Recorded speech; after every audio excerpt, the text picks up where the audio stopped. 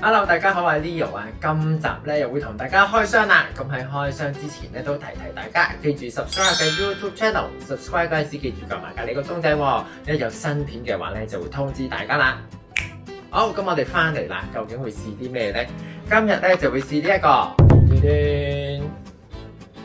呢一個咧就係有一個去角質嘅泡泡。咁咧我就試下咧，佢呢一個咧究竟去唔去到角質啊？呢啲通常咧都會喺啲水貨嘅地方啊，激安之殿堂啊嗰啲咧都有售嘅。係就係呢一個啦。咁咧佢就話咧洗咗面之後啦，咁咧你就可以咧擺喺個鼻度等2至3分鐘，然之後攞隻手指捽一捽，咁然之後清洗咗，咁就得噶咯喎。好，咁我就試一試啦。我要去洗面啊！洗咗面翻嚟啦，而家咧我就會搽一個泡泡，咁佢就話咧擠喺隻手指度，係啦，咁然之後就等2至3分鐘。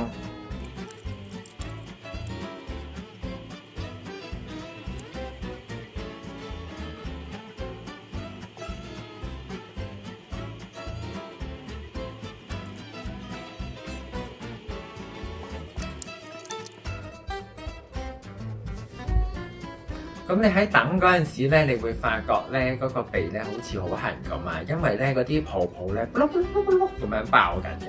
好啦，咁大家咧見唔見到咧已經有好多泡泡啦？咁然之後咧我就會咧好似咧說明書所講，咁佢就話咧係打圈咁樣咧捽就可以噶啦。咁我而家就捽下先。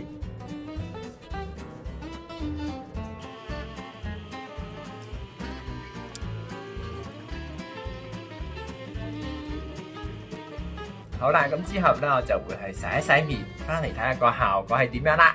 好啦，咁我洗完面啦，翻嚟睇下個效果啦。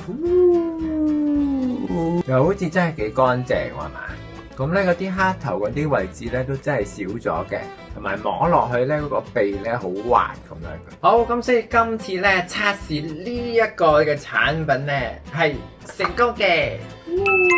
係啦，咁咧，所以咧，如果你真係咧有呢個黑頭嘅困擾，或者你個鼻咧呢個位置咧真係好多污糟嘅嘢嘅話咧，你都可以試下呢一個產品啦。好，咁所以咧，中意呢一段片嘅朋友記住 like 呢段片啦，同埋 subscribe 嘅 YouTube channel，subscribe 嗰陣時記住撳埋隔離個鐘仔喎。咁一有新片嘅話咧，就會通知大家啦。咁亦都可以 follow 我嘅 Instagram 同埋 Facebook。下次見，拜拜。